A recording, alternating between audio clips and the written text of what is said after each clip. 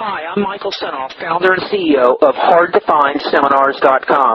For the last 5 years, I've interviewed the world's best business and marketing minds. Along the way, I've created a successful publishing business, all from home, from my two-car garage. When my first child was born, he was very sick, and it was then that I knew I had to have a business that I could operate from home. Now my challenge is to build the world's largest free resource for online downloadable MP3 audio business interviews. I knew I needed a site that contained strategies, solutions, and inside angles to help you live better, to save and make more money, to stay healthier, and to get more out of life. I've learned a lot in the last 5 years, and today I'm going to show you the skills you need to survive.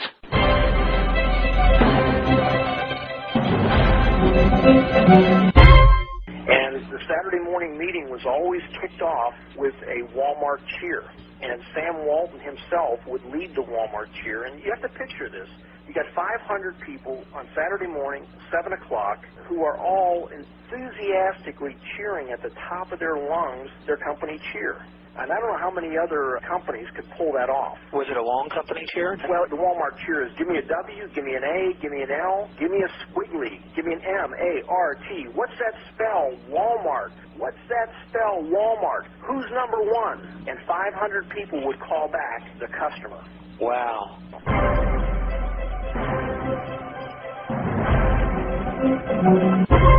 Hi, this is Michael Senoff with Michael Senoff's HardToFindSeminars.com. Walmart is the world's largest retailer, and I've secured an exclusive interview with one of the foremost experts on Walmart. His name is Michael. Michael is an international speaker, author, and writer. He's worked in Bentonville, Arkansas for Walmart as the Director of People for the headquarters office, where he worked daily with Sam Walton. Previously to Walmart, he worked for PepsiCo's Frito-Lay division in the sales organization and headquarters staff assignments. He has experience as a turnaround specialist who's participated in several business turnarounds, has appeared on CNN, CNBC, FN, CBS, National Radio, Bloomberg TV. He is considered the authority on Walmart. The giant retailer's own public relations department has referred Bird Dog to interviewers who are interested in gaining insight into this massive company. He recently completed his second book entitled The 10 Rules of Sam Walton, Success Secrets from Remarkable Results. This 2-hour interview is going to give you an edge over your competition to show you ways to understand Walmart, to give you a competitive advantage on pricing strategies and marketing strategies in selling your product into Walmart. I hope you enjoy it. We've got a lot to listen to. Let's get going. Hey, Michael, it's Mike Senoff here. Hi, how are you? Good, how are you doing? Terrific. Here's what I did. I drew a picture on a white piece of paper that's sitting in front of me. It's a face, and they've kind of got like Chinese-looking eyes, and he's got tears running down his face, and it says, "Help me sell my product to Walmart." And I want to keep looking at that picture as I talk because I want to keep that manufacturer or that inventor or that distributor in other countries other than the U.S. in mind, because I know it is their dream to get their products or their services or their widgets into large mass retailers. Walmart would be an ideal one, probably in many people's minds, probably a dream of all these people to get their product into Walmart. If they could supply Walmart, the world's largest retailer, they could become rich. Now, I know you may not know all the specifics of how to do that, but if they could have some intelligence, some inside information from an insider like yourself, it may give them some tips and some things to think about, whether they even want to attempt this, whether it's possible. And so during our interview today, I'd like to get some of that intelligence from you because you are an insider with Walmart in many aspects. So I figured what better person to talk to than you. So why don't you tell me where are you from and what's your background and how did you end up working with Walmart, Michael? Well, when I was living in Texas, I was working for PepsiCo, one of Walmart's suppliers, and I was working for the Frito-Lay division. And I was actually working out of Plano, Texas, which is in the North Dallas suburbs. And I got a call one day that Walmart was looking for a director of people for the their home office in the Ozark Mountains up in Bentonville, Arkansas. Okay, what's the director of people? Well, people is what Walmart refers to their human resources department as. HR is people at Walmart. And Sam didn't like the term human resources. He preferred to refer to people as people. And so I was working at Frito-Lay at the time in the headquarters as a group manager of human resources, working with finance and IT professionals in Plano, Texas. For anyone who doesn't understand what human resources is, just in a nutshell, what is the human resources department of a large company like that? What's their responsibility? Well, in a big company like Walmart, human resources is really everything related to people. It's compensation, it's benefits, it's training and development, it's recruiting, orientation, college relations, human resource information systems, all of the personnel files and everything that is the history of an employee working for a company. It could be pre-employment screening programs, including drug screening programs, hiring of temporary services for temporary laborers. In some companies, human resources encompasses payroll. So it's all of the areas that affect the people of an organization. So that's a pretty huge position, and you had heard that Walmart in the corporate office was looking for a director of that? That's right. And so what I decided to do, I was really happy in the North Dallas suburbs. I went up to interview for the job, and to be honest with you, I went up with the idea that I was more flattered by the chance to interview with Walmart than I was actually serious about taking the job if it was offered. Did you prepare for the interview somewhat? Yeah, I did. I did some research on the company. Frito-Lay, one of the largest suppliers to Walmart, period. One of the most successful suppliers to Walmart. And I guess the measurement of success is inventory turn. Snack foods, potato chips in particular, have a very, what we call high-velocity products. They blow off the shelves. Everybody buys snack food regularly. And so what was happening was they liked the idea of getting somebody from a supplier like Frito-Lay to work in the Walmart headquarters because they really wanted to pick my brain and learn about PepsiCo. So you flew down there, and were there other people waiting in line for the interview while you were there? The interview was actually on a Saturday morning, so I flew in on Friday night because the Walmart executives all work on Saturdays. And at 7 o'clock, they picked me up at the Quality Inn Hotel there in Bentonville, and I went into the offices and I interviewed with several of the key executives, the Chief Merchandising Officer, the Chief People Officer, which is Human Resources, the Chief Operating Officer, and the Head of Real Estate, of all things. And at the end of my interview with the COO, Sam Walton came walking into the interview and had already read my resume and was prepared to interview me. How old were you at that time? I guess I was 38 years old. So Sam came walking in. Is it the first time you ever laid eyes on him? First time I ever laid eyes on him. How old was he at that time? He had to be, at that time, about 70. Were you freaking out when he came in? Oh, yeah. It was the most amazing thing. I'll tell you the story. I was sitting facing the COO, and we were in the middle of an interview question, and all of a sudden I noticed he looked over my shoulder into the doorway, so naturally I followed his glance back, and standing in the door was this old man on a Saturday morning wearing coveralls. And for just a moment, I thought it was the janitor coming in to pick up the trash. I knew a split second later, this is Sam Walton. He walks in, the COO introduces me using this eloquent Southern accent. He says, "Mr. Sam, this is Mike Birddog." And Sam looked at me with the strangest look on his face, and he says, "Birddog?" B-I-R-D-D-A-W-G, Birddog. And I didn't know whether that was a good thing or a bad thing to be referred to as Birddog by Sam Walton, but as it turns out, Sam was a prolific bird hunter and owned a pack of hunting dogs. So in that moment, I was instantaneously endeared to the most successful merchant in the history of the world. Did he ask you some questions when he came in? Yeah, he did. And one question in particular really caught me by surprise and really is indicative of his style of interviewing. Because Sam used interviews as an opportunity to learn. And he said, "Birddog, Frito-Lay. Now there's a company I have the greatest respect for. What do you think is the key to their store-door delivery systems?" And I'll never forget, at that moment, he gave me a question that I knew the answer to, and I proceeded to tell him all the inside secrets of Frito-Lay's store-door delivery system. Wow. Information that he could use to leverage Frito-Lay in negotiations. Did you feel kind of weird about doing that? But, you know, at the time when he asked the question, it seemed to me, the way it was positioned, it was a harmless question. Little did I know that it was actually divulging trade secrets, potentially, of Frito-Lay. How long did your answer last with him? I told him as much as I could tell him about the keys to the success of the store-door delivery system and everything I could tell him about the different channels of sales that Frito-Lay uses, because they have 5 different sales channels. A lot of people don't know that, and I don't think Sam Walton knew that. And so I was able to explain to him the different sales organizations they have in Frito-Lay, and I probably spent 15 minutes telling him all about Frito-Lay's organization and how it worked, and I'm sure somewhere in there he was looking for opportunities to potentially negotiate lower prices or ways to coach Frito-Lay to lower their expenses, in turn to lower the prices on their products. So what did he say to you after that? The interview was interesting. He talked about my business life, but he also talked about my family and the things that were important to me.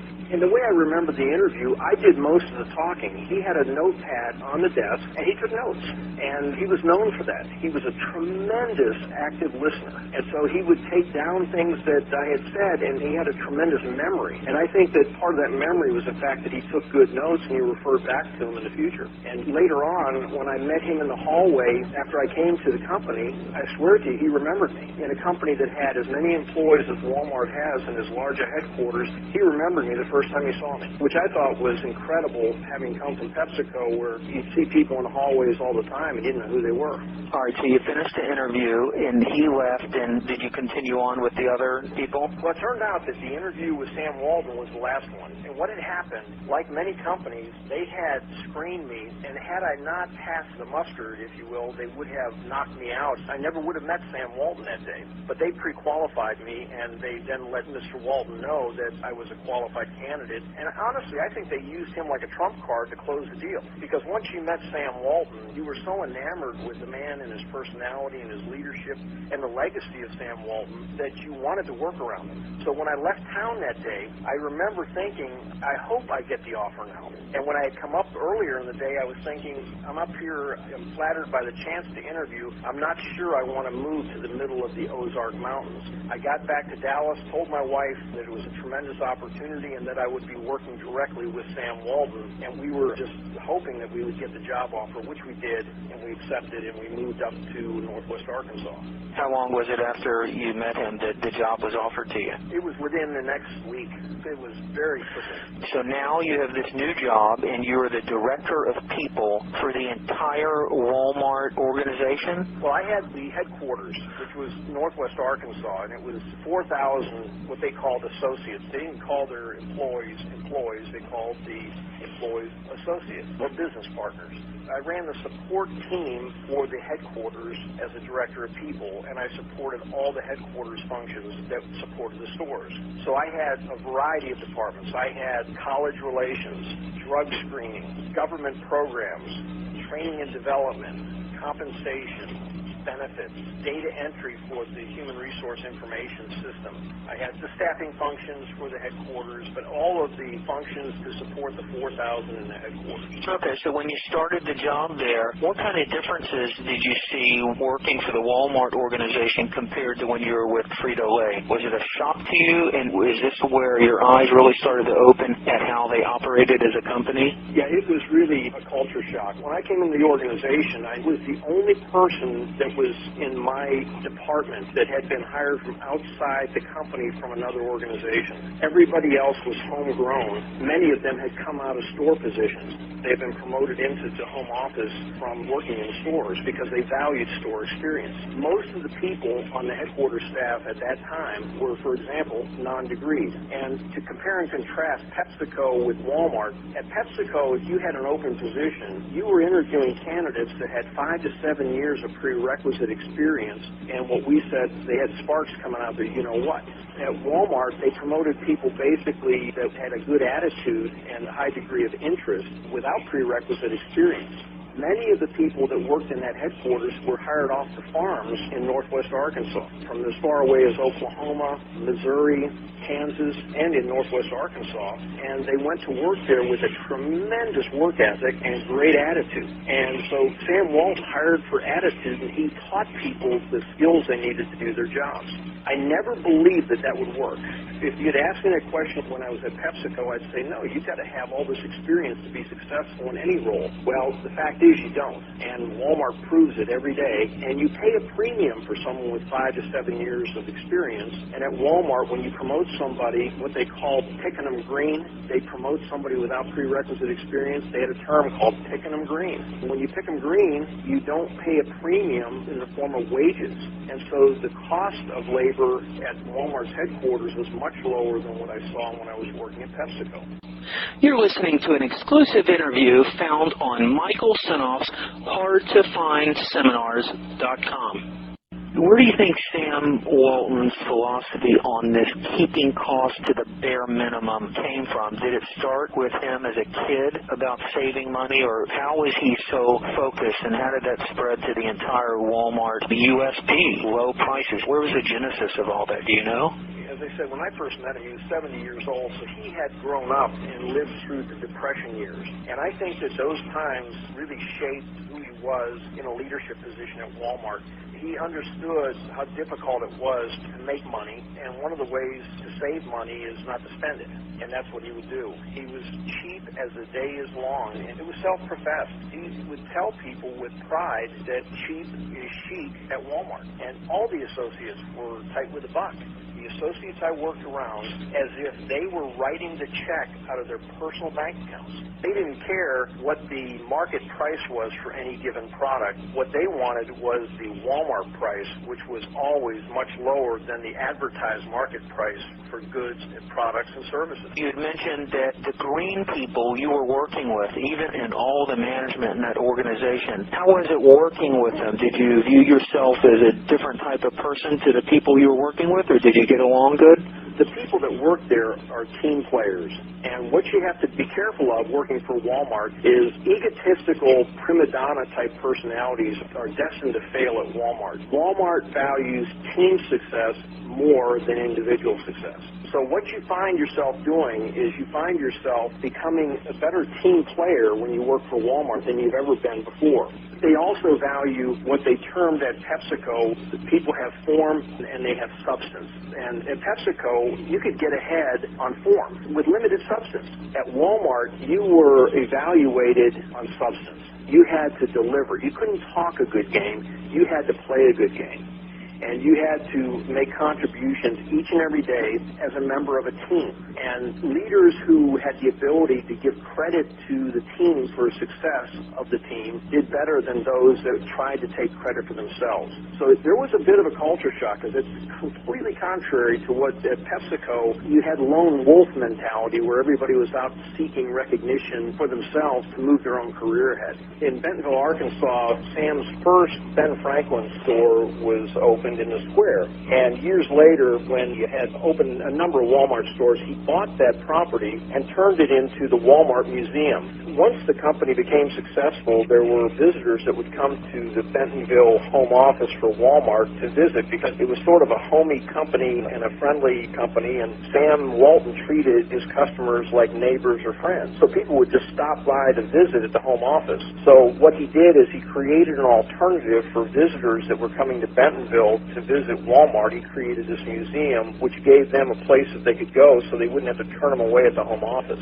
Visitors would arrive in the square in Bentonville, and the facade on the store is the old Ben Franklin store that he had, but inside it's a museum. And the museum includes his office, the way it was the day that he died. It has his old pickup truck, and it's got lots of memorabilia from the early days of Walmart and some from Ben Franklin. They get a lot of visitors to the Walmart Museum. The Walmart Museum, they have a glass case, and in the glass case are examples of product returns that Sam Walton accepted in the early days of the company. And in the case, as an example, is an old thermos bottle. And this thermos bottle was returned to one of his stores by a customer, and they gave the customer a refund based on what the customer told them the thermos was worth. But as it turned out, this particular thermos was no longer manufactured and had been sold by another another retailer and gone out of production before the first Walmart store was ever opened. So Sam took a return for a product that he never sold.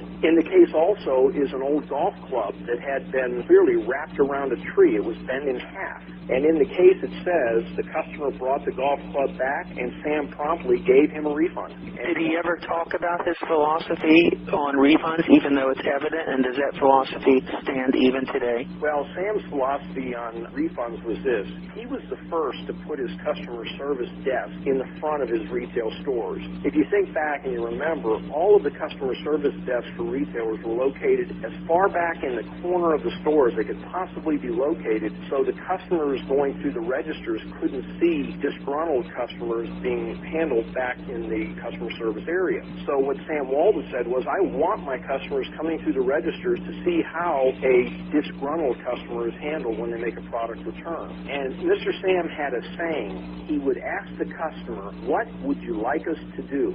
And then whatever they said, if they wanted their money back or they wanted a new product, he would just do it. And that's what he would teach all of the Walmart associates. Ask the customer the question, what would you like us to do? And whatever they say, just do it. And that was his response to 100% satisfied customers.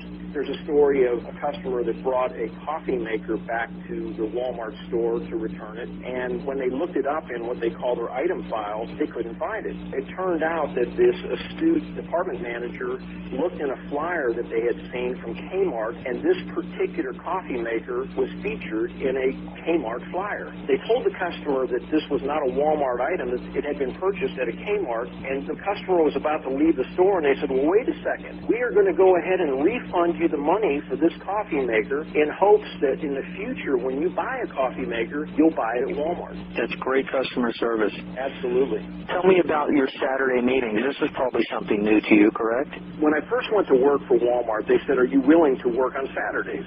And I said, of course I am. I've worked Saturdays and evenings and whatever I had to work to get jobs done throughout my career. But I never had to work mandatory Saturdays 52 weeks a year. And the meetings start at 7 o'clock in the morning on Saturday morning, and when I would get there, I would get to the meeting at, say, 10 minutes to 7. And by 10 minutes to 7, I had to park 10 rows back in the parking lot because everyone else had arrived at 6:30 or 6 o'clock or 5:30 in the morning. It was unbelievable. They were right. On Saturday morning, I'm having to walk through the parking lot past row after row after row of cars of people who had arrived earlier. Where were the meetings held? In an auditorium? They were held in the auditorium at the home office headquarters. There's a large auditorium that held 500 of the top leaders of the organization, and today they have closed-circuit television that goes out to the departments on Saturday morning so that people can sit at their desks because the company is so much larger. And the Saturday morning meeting was always kicked off with a Walmart cheer,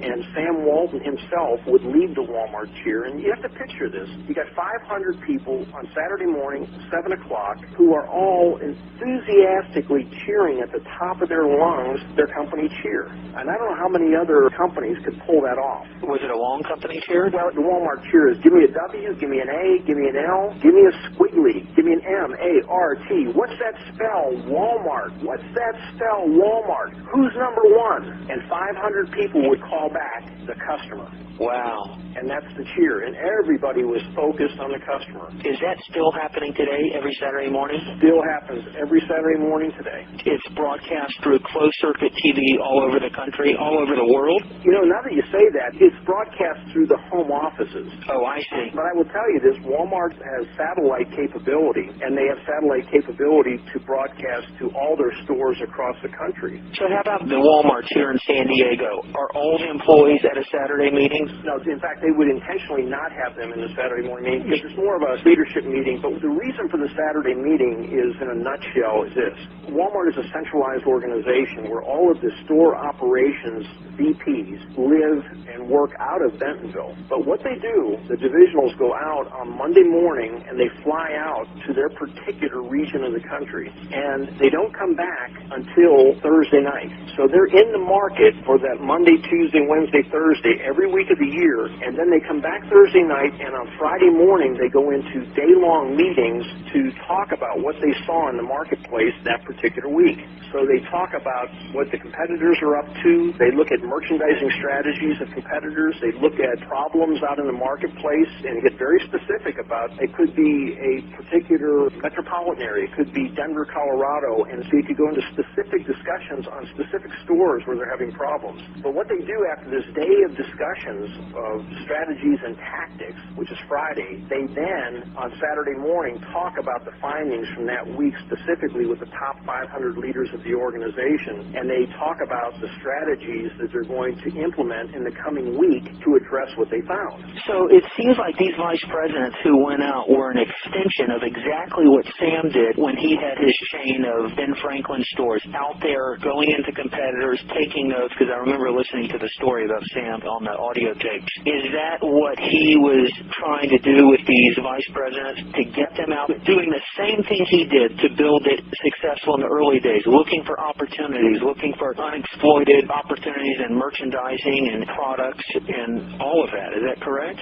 Absolutely. What Sam would tell all of us to do is go out and talk to the associates and talk to the customers. Now, who were the associates? The associates are the employees of the company. Because if there was a particular department or a product, you could have one of two extremes. You could have a product that is blowing off the shelves in one particular store. You could go talk to the associates and find out why is this particular product selling so well in this particular store in this particular market. And by finding out the reasoning behind that, you could then potentially implement a similar strategy across all the stores on Friday morning and say, hey, we're selling this product at 5 times the rate of normal sales in the organization. Here's what we're doing.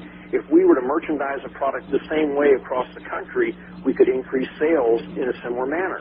On the other hand, you could have a product that's not selling at all, and you could ask the associates, what's going on with that product? Why isn't it selling? Because the people closest to the customer understand the products better than anybody else. On the other hand, they will also talk to customers and ask customers, what products would you like to see in the store that aren't here currently? What products do you like that are in the store right now that you want us to continue carrying? And so what the people at Walmart do better than almost anybody else is they put their finger on the pulse of the people in the organization, the customers, and the products. What they're doing is they're doing their research. They're doing the cheapest form of research, and that's talking directly to the customers and the people who know exactly what's going on. And they do it 52 weeks a year. Now, let's look at Frito-Lay. Did they do that kind of research, or were they paying for high-end consulting and doing impact studies, expensive type of ineffective research? Well, I think the consumer packaged goods company like Frito-Lay with 5 different channels of sales, they had account sales, which were supermarkets. They had route sales, which were convenience stores. They had institutional sales, which were hospitals and military bases. They had the club market, which was the Sam's Clubs and the wholesale club type market. And the last market was the vending machine market, or the machines where you put money in and you get vend product. And so they had 5 different sales forces. So to begin with and answer your question, what Walmart did is they simplified their business. What Frito-Lay did is they had a tendency to overly complicate their business. Instead of having a centralized organization like Walmart did, PepsiCo had a decentralized organization, and they were into micro-marketing. So what they would do is they would go into Alabama and try to compete with Golden Flake potato chips on a local basis where Golden Flake, so to speak, owned that market. And they would try to come up with competitive strategies to compete in Alabama against Golden Flake specifically. And they'd come up with products that they would manufacture to cater to regional tastes of Golden Flake in Alabama. And so the Frito-Lay business, in my opinion, was overly complicated. However, having said that, Frito-Lay owned a 50% share of stomach in the snack food industry. So it was a big business, but it was much more complicated than the business of Walmart. And Sam Walton valued simplification. Picture this. It's Saturday morning. It's 7 o'clock, and at Walmart, they're about to hold their famous Saturday morning meeting. So you arrive first thing in the morning, and you go over to the coffee bar, which is really an honor bar, where they have coffee and donuts. And you get your coffee, and you get your donut, and there's a little box in front of the coffee machine where you put your money to pay for your coffee and donuts on Saturday morning. So there is no free coffee and donuts at Walmart. And that's how far the company would go to save a buck. And I will guarantee you, if you counted the money in that honor box at the end of the morning, you would find that there is at least a dollar amount equal to all the purchases, and there's probably more money there than what products were purchased. That's the integrity and the honesty of the Walmart culture, and that's how far they would go to save money. For more interviews like this, please go to hardtofindseminars.com. How about when you worked there, were there any corporate events that they put on or picnics that were just real cheap?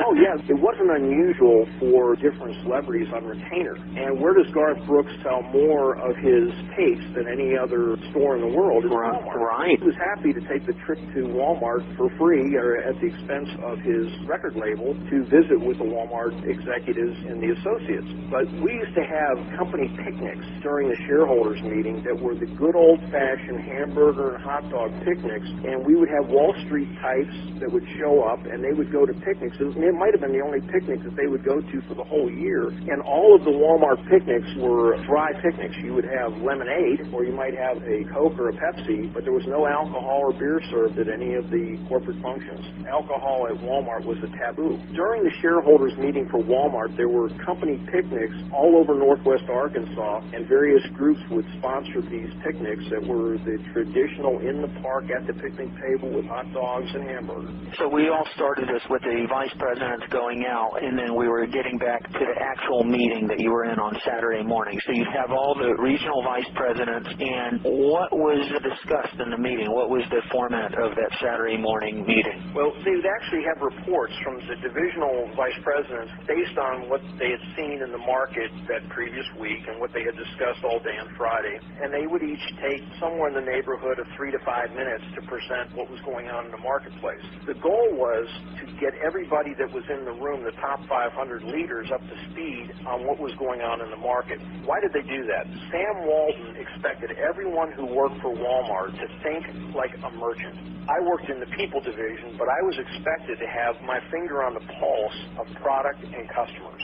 And in addition to reports from the divisional VPs, at the end of the store operations part of the meeting, Sam Walton would have merchandise buyers come in next. And each of the merchandise buyers for Walmart would present products to the top 500 people of the organization. Are these products that they're looking at and considering carrying, or would they be presenting them for approval from the people in the audience, or what was the purpose of that? Well, they were products that were being considered for the stores, and yes, they were asking the people in the audience to evaluate the products that they were presenting. Based on what they've seen out there in the field. Right, and this is fascinating. Let's picture a buyer at Walmart, because a supercenter might have 125,000 distinctly different products.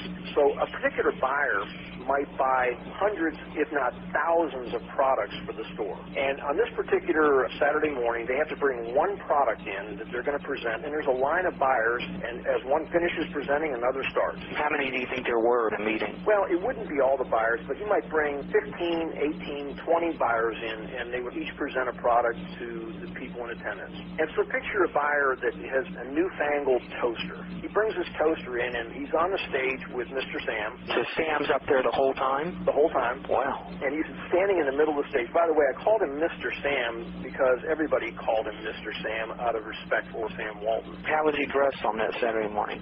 He could be in blue jeans and a flannel shirt. He could have his duck boots on for hunting. He could be in camouflage. Did you ever see him dressed up in a coat and tie? Yeah, I saw him that way also. More often than not through the week, he was in a coat and tie. But typically it wasn't a suit. It would be a blazer and slacks. Now, what was the dress code for you and everyone else there? On Walmart, it was sort of khakis, a shirt and tie. On the Sam's Club side, if you walked into Sam's Club wearing a tie, they'd cut it off your neck. Oh, really? Yeah, there was a wall in the Sam's Club that had ties of clueless people who had walked in there with a tie on, and they had them all stapled up on a piece of plywood. That's funny. And that's the difference in culture. All right, let's get back to the buyer presenting a toaster. Picture this. There's 500 people watching this happen. So Mr. Sam says, what do you got there? And the buyer says, I have a toaster. He says, how many units are you proposing? What's the price point? When will it be in the stores? What's the margin? And the buyer's proceeding to tell everyone in attendance all about this product. And then Mr. Sam would take that toaster, and picture this, he'd hold it up over his head and walk across the stage and call out, what do you think? What do you think? And on some items, like this toaster, you might get a thumbs up or you could get a thumbs down. And if he got a thumbs down on that toaster, he'd take it back, hand it to the buyer, and say, sounds like you need to get you another product. So any thumbs down, he'd reject it? He'd reject it. And were the people in the audience pretty forthright and honest? Absolutely. If they liked it, they were just as excited as could be. There's no game playing. If they liked the product, they would say so. If they didn't like it, they would jeer. Would they say why? They might, but with the time constraints we had, the buyer had their chance to make the sale, and if they didn't make the sale, that was enough. The perception that it wasn't good enough was enough. So he would tell them to go back and get another product, and that's what they would do. Okay, do you think something like that's still going on in different forms? I do. And think about what was the point of this exercise. It wasn't to teach the buyer how to buy It was to train the vice presidents how to be merchandisers. And the top 500, the people from accounting, the people from HR, the people from real estate, the people from marketing, to teach us all the connection between products and consumers. And so he was teaching us to be merchants. So what did you learn? Did you learn a great deal about being merchants in those meetings?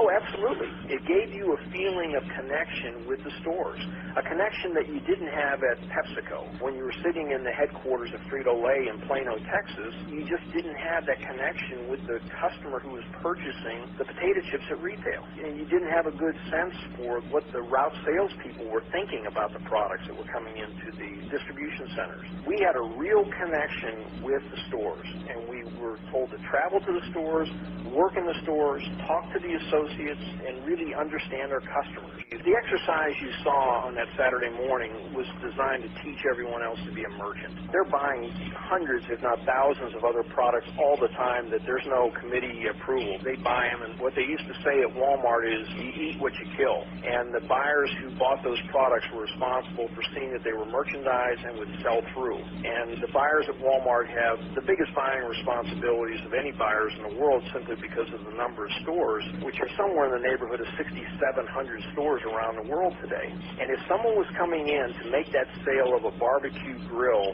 to a buyer in Bentonville, the first thing that you would see as we walked in the morning, by the way, you'd see this vendor in the parking lot with his socket set building the grill out in the parking lot to bring into the building to show to the buyer. The Wal-Mart buying team does not go to the showroom wherever that company is located to look at their barbecue grills. You want to show a barbecue grill, you construct it out in the parking lot and you drag it into the building to show the buyer. I saw salespeople who were selling swing sets, building swing sets out in the parking lot, and the buyer would come out to the parking lot to see the swing set constructed, and they talk about it right on the spot there where it was constructed.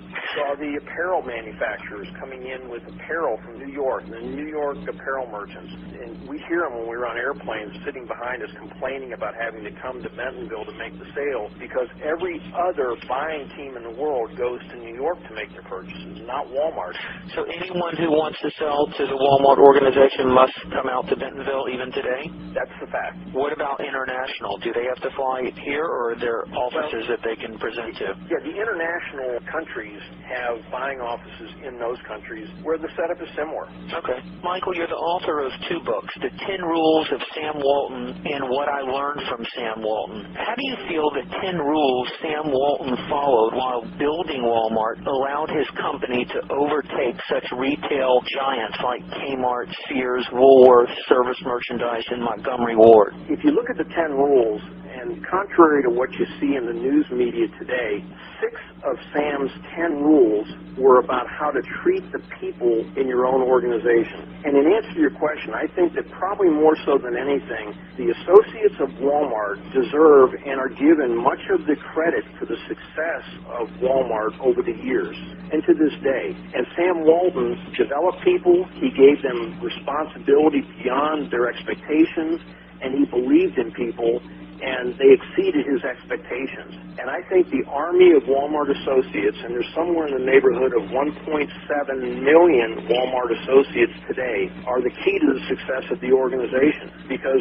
retail is a people-intensive operation. And yes, Walmart has incredible technology. Yes, they have incredible logistics.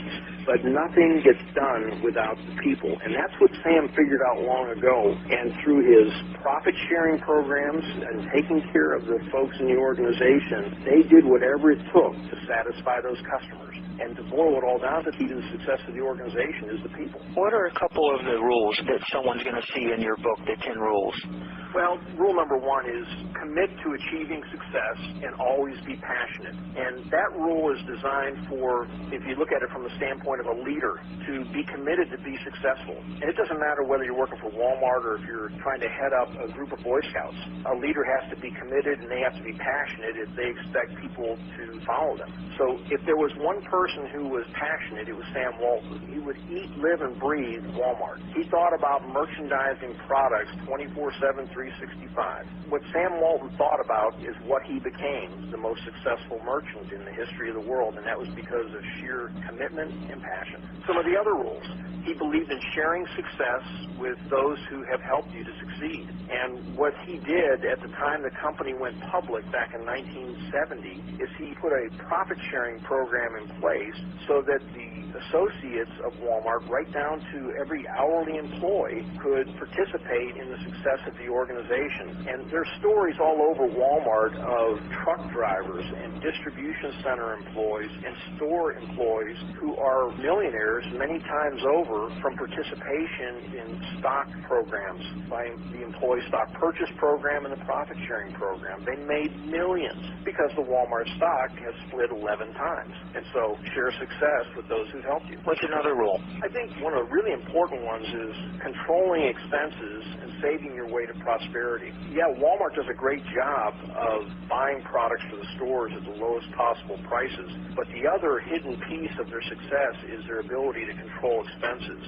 People are really tight with a buck at Walmart. They do not waste money. They spend money the same way they would spend money if they were buying things for their own home. They do so many things to control expenses. Some of them are a little bit outrageous. The executives who travel, the president of the company, when he travels with the CFO of the company, they share a hotel room in a budget hotel. And how many Fortune 500 companies would you see people doing that? When Sam was alive, he didn't believe in having a corporate jet.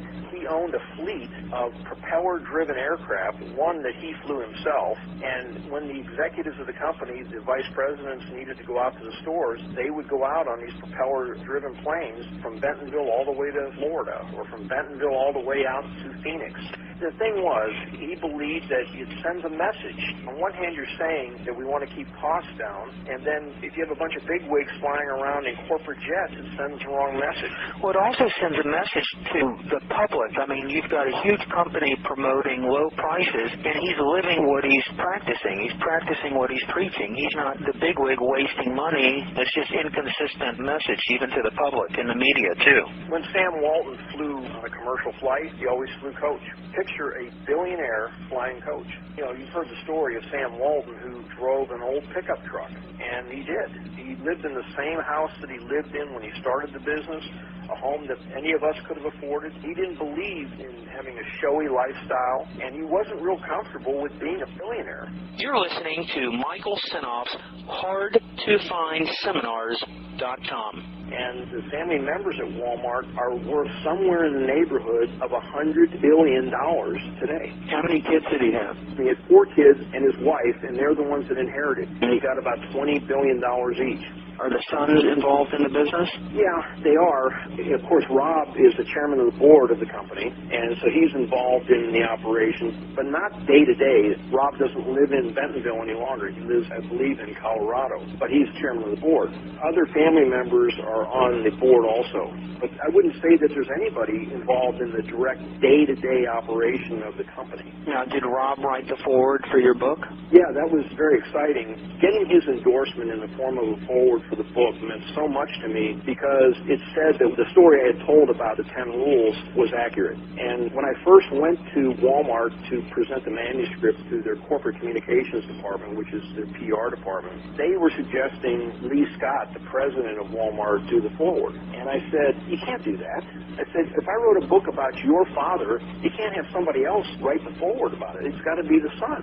And so I convinced Rob Walton to read the manuscript, and he ended up writing looking forward for the book, and it has really meant a lot to me personally to have his endorsement. Let's go back to your new job. How did your 10 rules that you were learning in the culture, did it have a strong implication on your role as the director of people at Wal-Mart corporate headquarters, and how did they guide you personally during your tenure with the company? Well, the rules that really made the biggest impact on me were swimming upstream, be different, and challenge the status quo. Sam Walton was a big believer in taking risks and trying new things, and it was okay to fail at Walmart. And I think that was one of the things I learned, that you can take a risk, and when you do take risks, you're going to make mistakes and you're going to fail. 8 out of 10 times, Sam Walton would tell you when you take a risk, you fail. And I found that in my own life, I will try things now that I might not have tried years before out of concern that I would fail. But if you have the concern of failure, you'll probably never achieve great things. And so I take risks and I try to do things that others aren't doing.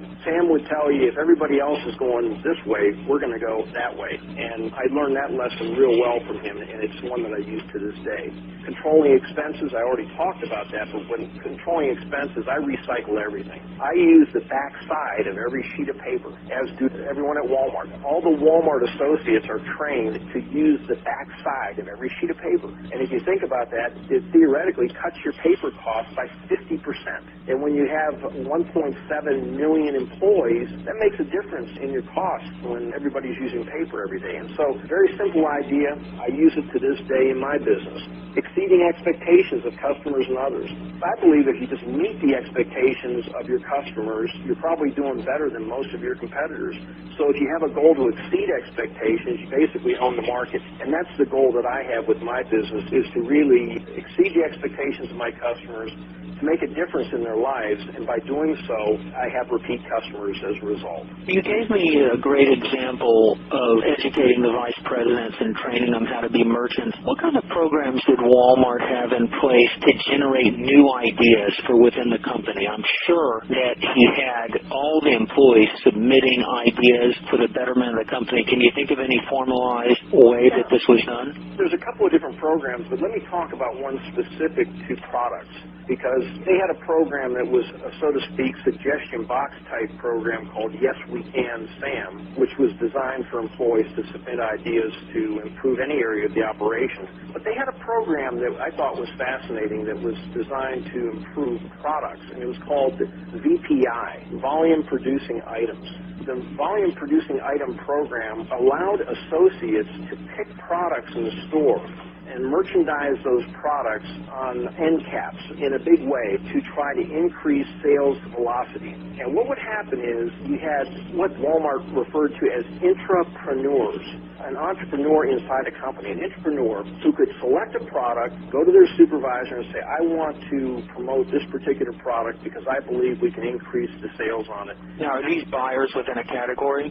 No, these are hourly associates at store level. They could say, I want to sell more Colgate toothpaste than we've ever sold before, and I'm going to create an end cap with 4,000 tubes of Colgate on this end cap, and I'm going to sign it right, and we're going to blow them out the door. There was one example of an employee in a store in Alabama who took a catalog from one of the suppliers that he had seen and asked his store manager if he could order mountain bikes. And this was back at a time when mountain bikes didn't exist in Walmart stores. And the manager on a local level has some degree of buying authority. Not a lot, but they have some degree of buying authority. So this particular store manager approved the purchase of the first mountain bikes for his store in Alabama. They brought them on a local basis because there was a college campus there. It had the potential to be a good item. And this young man, who was at the time a college student himself, a part-time employee, brought these bikes in, built samples to put on the floor, and built a nice display, and they sold the heck out of high price comparatively to what Walmart was carrying at the time. High-price mountain bikes, they sold them like hotcakes in this particular store. And they took the idea of this employee and they rewarded him for it, and across the entire chain at Walmart they began to carry mountain bikes. And it was a result of an idea of one associate. Now, ideas are easy. It's the implementation that's tough. And a lot of times Mr. Sam would say, that's a great idea. Let's see you implement it. And if that person could implement it, he had a belief that if one can do it, all can do it. And that was the key at Walmart with simplifying things. You had to prove that one store could do it, or one department could do it, or one associate could implement it in a particular department. And if it could be done in one place, it could be done everywhere. And that's the simplification strategy of Walmart, and that's how they would take associate ideas and affect the bottom line. How would they promote an idea like that from an employee? How was he rewarded? What they would do is they actually had awards they would give for the volume-producing items, the most successful. They weren't just based on a perception that it was a nice merchandise display.